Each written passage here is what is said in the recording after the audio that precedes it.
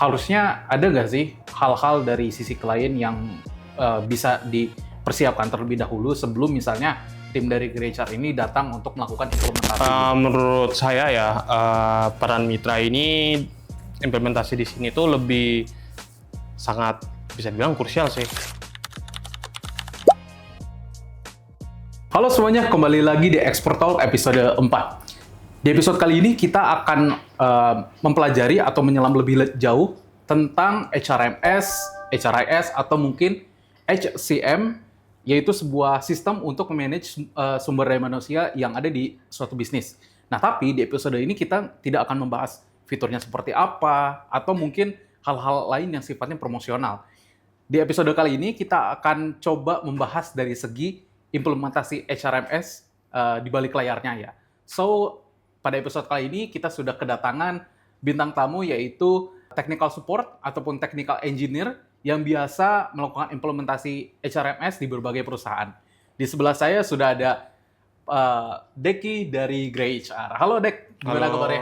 Sangat baik. Oh iya, baik ya. Gimana perjalanan hari ini ke studio kita? Ya, lumayan macet ya, karena di jam, bisa dibilang jam 12-an ya. Iya. Jadi ya bisa dibilang panas dan macet. Tapi ini ya, tetap ini dong ya, bersemangat kan Deki kan? Iyalah, pasti dong. Kan hari kerja, harus semangat. Oke, sekarang kita akan jump sih ke pertanyaan pertama ya Dek ya. Sekarang kan Deki mungkin banyak ya audiens di rumah yang belum tahu mungkin tentang Deki ini siapa dan sekarang pekerjaannya seperti apa gitu. Boleh perkenalan tipis dulu nggak Dek? Oke, perkenalkan, nama saya Deki, bisa dipanggil Deki juga ya. Saya adalah seorang technical support engineer bagi GreyChar dan sebagai support juga bagi klien-klien yang sudah menggunakan GreyChar di Indonesia ini, tepatnya di Jakarta. Oke, so udah biasa ya ngelakuin implementasi gitu ya untuk HRMS GreyChar ini di Indonesia gitu ya? Ya bisa dibilang karena GreyChar juga baru ya, jadi belum ada belum ada yang 2 tahunan, jadi bisa dibilang masih sangat baru. Jadi ya saya sudah bilang ya sudah terbiasa lah dengan lika-likunya. Oke, I see. Nah sekarang Dek, aku pengen nanya nih sebenarnya. Kan udah biasa ya melakukan implementasi HRMS gitu ya, HRIS gitu ya, untuk produk GreyChar ini di berbagai perusahaan gitu. Nah menurut kamu nih, apa ya yang biasa menyebabkan implementasi HRMS itu sering molor gitu ya, tidak sesuai timeline-nya, bahkan gagal gitu. Nah, boleh diceritain nggak ke kita gitu? Mungkin ya, kalau dari pribadi sendiri ya, sebenarnya tuh kalau di lapangan ya, saya tuh ngerasa mungkin ada 4 penyebab sih. Dan yang pertama itu adalah tujuan proyek yang tidak jelas. Oke. Ya. Terus yang kedua adalah mungkin lebih ke data mastering yang tidak terlalu bagus gitu ya.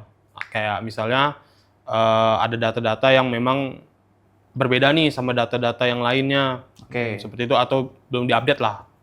Nah, dan yang kedua itu adalah penolakan dari karyawan. Ini maksud penolakan dari karyawan ini lebih ke perubahan lah. Mereka kadang kurang paham ya yang namanya HRIS itu seperti apa dan kegunaannya itu seperti apa. Jadi kadang ya itulah penolakan itulah. Terus yang terakhir adalah ya mungkin lebih ke manajemen proyek ya. Manajemen proyek yang lemah dari sisi klien itu yang dimaksud adalah kayak semacam koordinasi gitulah antara misalnya kita butuh data payroll nih, kita pastikan tektokan sama PIC kita kan. Namun kayaknya dalam perusahaannya mungkin ada yang rada susah lagi diajak kerjasama gitu. Jadi ya mungkin menurut saya itu yang buat susah. Nah, sekarang aku pengen nanya nih, yang masih berhubungan juga dengan implementasi. Nah, menurut kamu nih, harusnya ada nggak sih hal-hal dari sisi klien yang bisa dipersiapkan terlebih dahulu sebelum misalnya tim dari GreyChar ini datang untuk melakukan implementasi gitu? Kalau dari aku ya, mungkin yang pertama itu adalah tujuannya kita tuh lebih terstruktur lah atau ada timeline-nya. Jadi yang dimana kita pertama kali untuk datang adalah ya misalnya contoh pengumpulan data. Berarti fokusnya di pengumpulan data. Dan biasanya kan juga kan klien kan pada nanya tuh yang hal-hal yang lain. Jadi lebih kayak ngolor waktu ya bisa dibilang ya. Jadi kayak apa bisa data-data aja tuh kayak ya rada lambat lah didapatkan gitu. Terus yang kedua itu adalah briefing sih. sebelum kita datang ke klien kan. Apalagi kan kita kan tektokan kan pertama kan dari sales kan, terus dari sales kita dapat infonya dari sales kita, terus kita diinfokan ke kitanya. Jadi kita tuh butuh ada yang namanya briefing dan yaitu adalah menunjuk salah satu PIC lah. Yang itu memudahkan kita buat tektokan. Jadi kita tidak perlu nanya langsung ke misalnya manajernya atau misalnya yang lain gitu. Jadi kita cuma fokusnya ke tektokannya sama si PIC yang udah ditunjuk tadi. Terakhir ya kalau menurut saya ya lebih ke penting dari sisi teknis sih. Seperti merapikan lah sebuah datanya ya. Kadang kan memang di klien kan ada yang ya bisa dibilang data-datanya ada yang tidak update lah atau tidak rapi gitu. Jadi sehingga ya membuat waktu itu rada lambat gitu dari timeline yang sudah ditentukan. Kalau dan itu juga dengan ada data-data yang bagus atau data-data yang rapi itu menghemat waktu lah secara signifikan itu bagi proyek kita. Seperti itu. Nah, tadi kita udah ngomongin tentang penyebab gitu ya, dan juga hal-hal yang misalnya diharapkan nih disiapkan oleh si klien sebelum kita melakukan implementasi HRMS gitu ya. Nah, sekarang aku pengen tanya, menurutmu nih ya, gimana sih proses yang ideal dalam melakukan implementasi HRMS itu gitu? Mungkin boleh juga mention dari beberapa project sebelumnya yang udah dilakuin itu tahapannya seperti apa aja sih gitu kan? Mungkin yang pertama adalah alurnya ya, discovery and planning ya. Jadi kita memetakan dulu nih alur-alurnya itu. Terus kami memetakan dulu sebuah kebutuhan-kebutuhan dari klien. Terus yang kedua adalah configuration and customisasi. Jadi data-data yang itu kita konfigurasi dulu nih. Ya, seperti ya data-datanya, terus misalnya jika dari klien ada customisasi, kita coba dulu nih. Bisa nggak diimplementasikan di Gradesar itu? Kalau jika bisa ya berarti kita ya finish gitu loh. Terus yang ketiga adalah yang paling penting juga data migrasi. Jadi dari data-data mastering yang kita ambil tadi, yang kita minta dari PIC, itu nanti kita bakal konfigurasi ke sistem atau migrasi lah data tersebut ke sistem. Jadi makanya kita tuh butuh data yang bisa dibilang rapi, data yang terupdate. Jadi kita tidak perlu nanti kalau sudah kita masukin, kita nggak perlu lagi nih otak-atik dulu, terus sementaranya, seperti itu. Terus yang terakhir adalah, yang keempat ya, yaitu user testing dan training lah atau go live-nya. Kalau user testing itu dimaksudkan kayak semacam kita tuh udah selesai migrasi, kita kabari kan dari email dan kita suruh coba dulu nih bagaimana experience user lah pertama kali menggunakan Gradesar ini. Seperti itu. Itu tadi tahapan. Nah, sekarang adalah aku pengen bahas dari sisi manusianya. Kan sering kali ya manusia ini kadang suka banyak sekali yang menolak untuk beradaptasi ke sesuatu yang baru gitu. Yang termasuk ketika HRMS ini menjadi sistem baru gitu di perusahaan mereka. Nah, menurut kamu nih sebagai technical engineer nih dari Gradesar, apa sih hal yang bisa dilakukan agar karyawan ini bisa atau menerima si sistem baru tersebut gitu? Oke, ya pertanyaan yang sangat bagus ya. Mungkin dari saya ya, menurut saya ya, kuncinya adalah dari komunikasi dan keterlibatan dari seseorangnya atau PIC-nya atau dari usernya, dan sosialisasi manfaatnya tersebut bagi para user-usernya, dan juga bukan hanya bagi perusahaan ya, tapi untuk karyawannya juga lah. Seperti contohnya nih, dengan sistem ini kita tuh bisa ajukan cuti hanya dari ponsel, atau perhitungan payroll juga kita nggak perlu ngitung secara manual, tapi lebih ke ngitung secara ya dari by system ya. Karena kan tadi kan udah ada kostumisasi segala macam ya kan. Jadi kita pasti bantu konfigurasi sampai bisa. Ya mungkin juga pasti kita berikan pelatihan lah ya yang memadai gitu loh.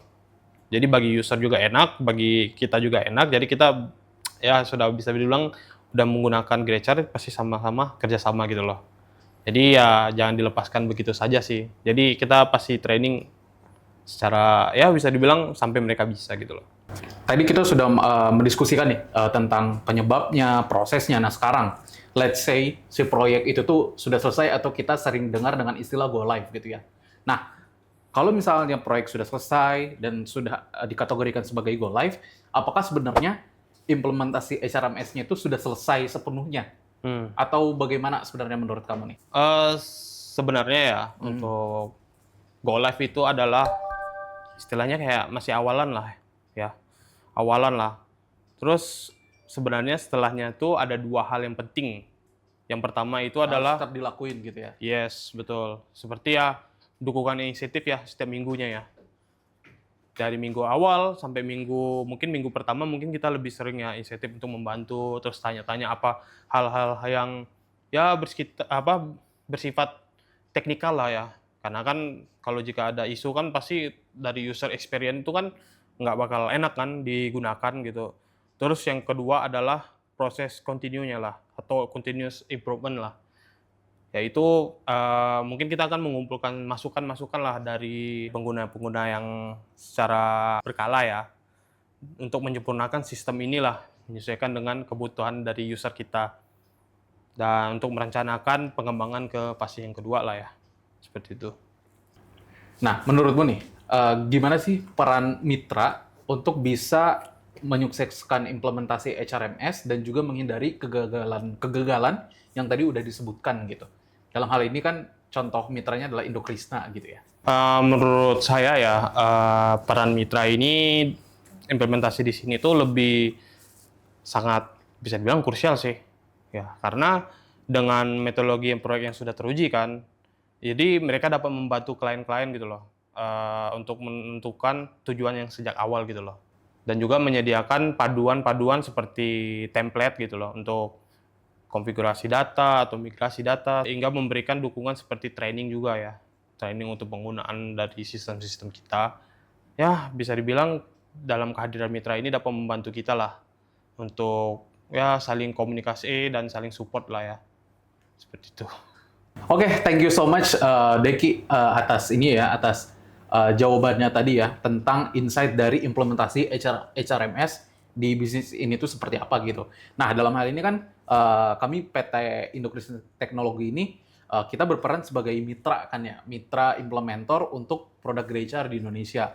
So, kita ini membantu banyak bisnis juga untuk bisa menghadirkan solusi HRIS, payroll gitu ya, untuk berbagai bisnis gitu di Indonesia. Nah, apabila misalnya ada teman-teman viewer di rumah ini ingin konsultasi tentang solusi HRMS atau payroll untuk bisnisnya, bisa kontak kami melalui link di deskripsi ya. Di sana ada link konsulat kami yang akan bersedia membantu untuk mencarikan solusi terbaik untuk bisnisnya gitu.